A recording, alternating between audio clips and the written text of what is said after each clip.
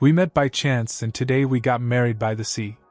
The waves were quiet that morning, almost as if the ocean itself was holding its breath. I stood barefoot on the sand, clutching my shoes, waiting for someone who had changed my life in ways I could never have predicted.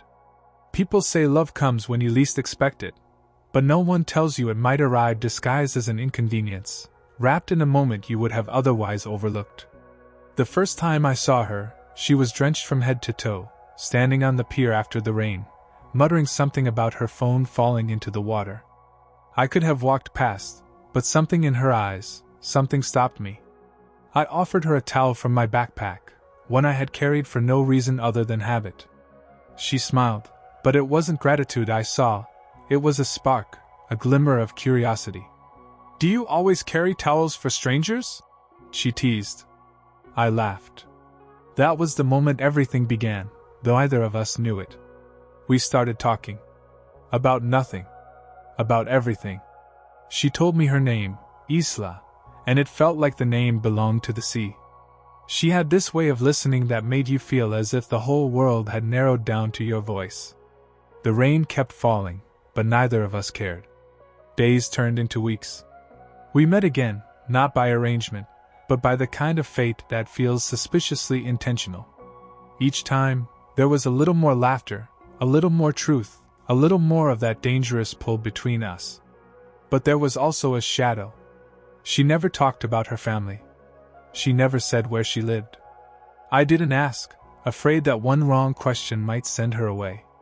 One evening, standing by the shore, she said something that made my chest tighten. "Sometimes the sea gives you something precious, but if you hold it too tightly it slips away." I didn't understand then. I do now. The tide is rising now, and I'm waiting for her, again. But this time, it's not for a chance meeting. This time, it's for the vows we're about to speak, with the same ocean watching us. And if you want to know how we got here, well, you're going to have to hear the whole story. The second time I saw her, I wasn't supposed to be there. My friends had dragged me to a small seafood market by the harbor. The smell of salt and grilled fish filled the air, but it was her laughter that cut through everything. I turned and saw Isla bargaining with a fisherman over a bucket of crabs, her hands moving animatedly.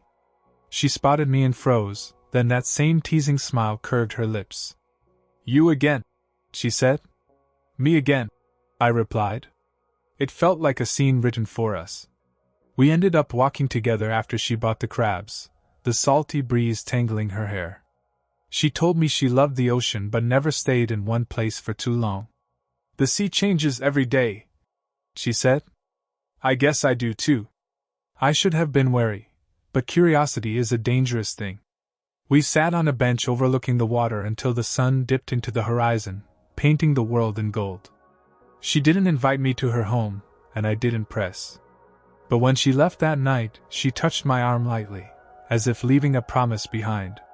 By the third encounter, I knew something was different. I was jogging along the beach when I saw her sitting on the rocks, staring out to sea. She looked lost in thought, almost fragile in that moment. I approached quietly, unsure if she even wanted to see me. "Do you ever think about leaving?" she asked suddenly, not looking at me. "Leaving what?" I asked. "Everything you know." Her words hung between us. I wanted to say no, that I was grounded here, that I belonged to this shore. But something in her eyes told me she already knew my answer.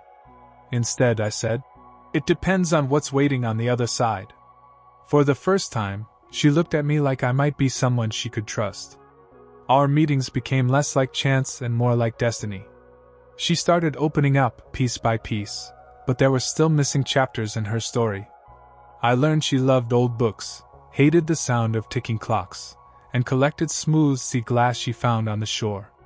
I also learned she would disappear for days without explanation, always returning with a faint sadness in her eyes. One evening, as we shared a paper bag of fried shrimp, she told me, "If I ever vanish completely, promise you won't come looking for me." I didn't answer, because I knew I'd break that promise. Then came the night that changed everything. The storm had rolled in fast, waves pounding against the pier. I found Isla there, her dress whipping in the wind, eyes shining with something between fear and freedom. "I have to go," she shouted over the roar of the ocean. "Go where?" I demanded. She didn't answer. She just pressed something into my hand, a small glass bottle with a folded note inside, then ran into the darkness. I didn't open it that night.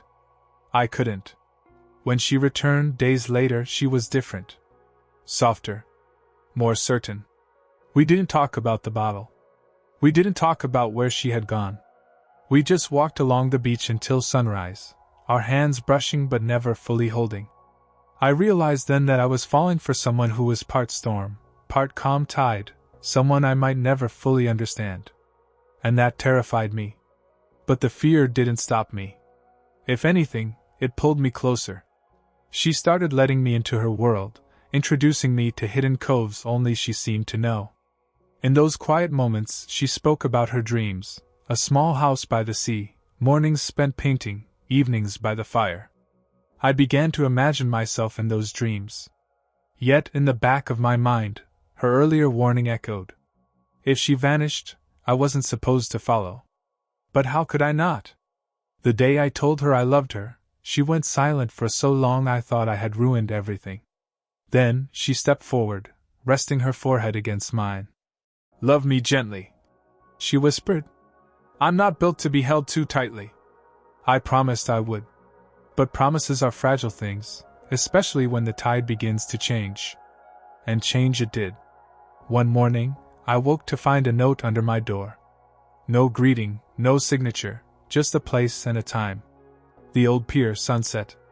When I arrived, she was there, barefoot, holding the same glass bottle she had once given me. This time, she opened it and handed me the note inside. In careful handwriting it read, "If you're here, it means you chose me. And if you chose me, I'm ready to stay." That was the night I asked her to be mine. And she said yes. That night after she said yes, we didn't celebrate in some fancy restaurant or with champagne. Instead, we sat on the sand with a blanket around our shoulders, watching the moon spill silver over the water. Isla traced shapes on my palm with her fingertip, and I memorized the feeling.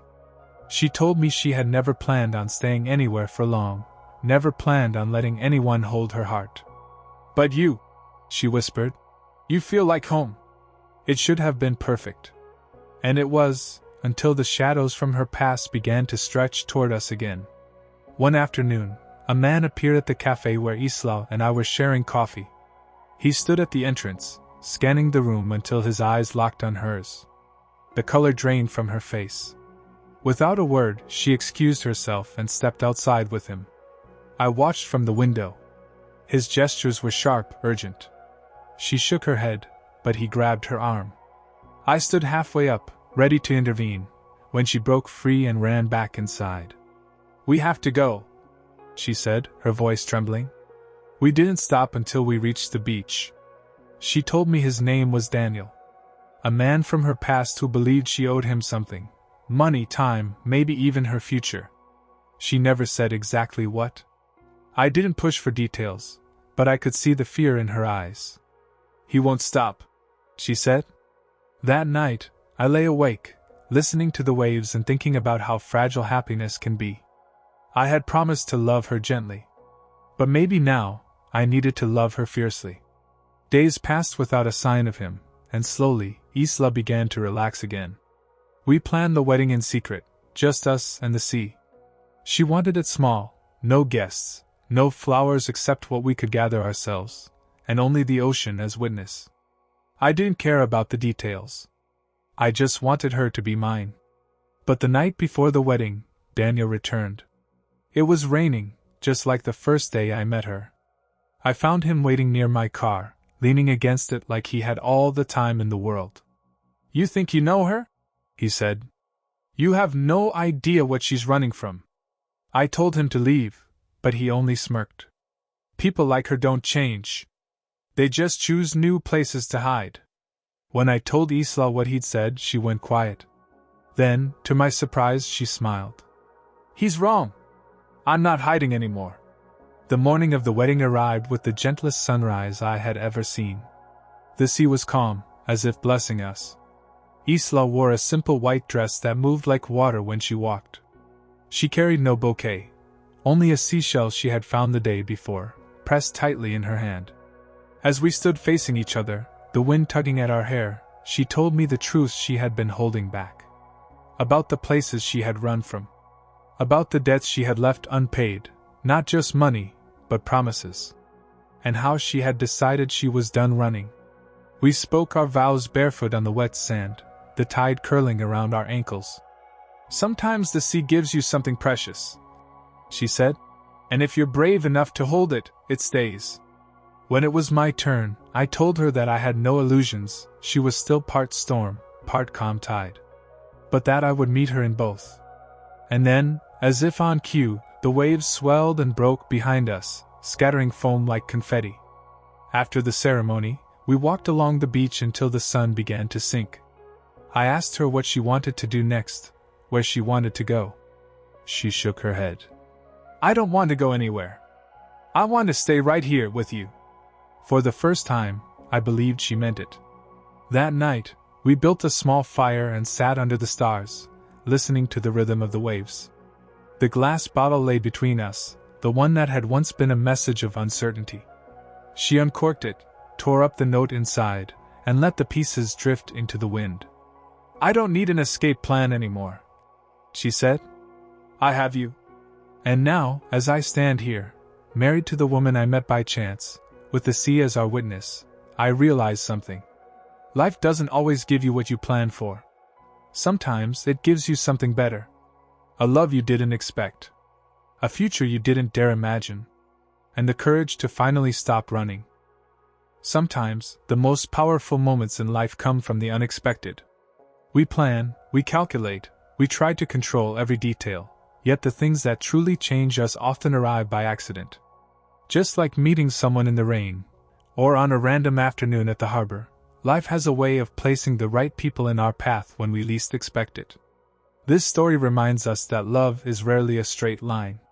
It's a winding road filled with doubts, fears, and choices that test our courage. Isla's journey wasn't just about finding someone to love, it was about learning to stop running, to face the past, and to trust that she deserved happiness.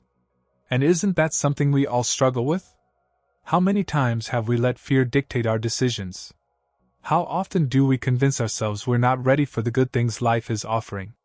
In our own lives, there are moments when we must decide whether to keep hiding or to step into the light. Whether to keep drifting or to finally anchor ourselves where we feel at home. The truth is, home isn't always a place, it's a person, a feeling, a moment of peace in a chaotic world. And when you find it, you fight for it. You choose it again and again. So let this be a reminder, don't be afraid of what comes unexpectedly. Don't turn away just because it wasn't part of the plan. Sometimes, what you didn't plan for becomes the very thing that changes everything. Thank you for staying with me until the very end of this story. Your time and attention mean the world.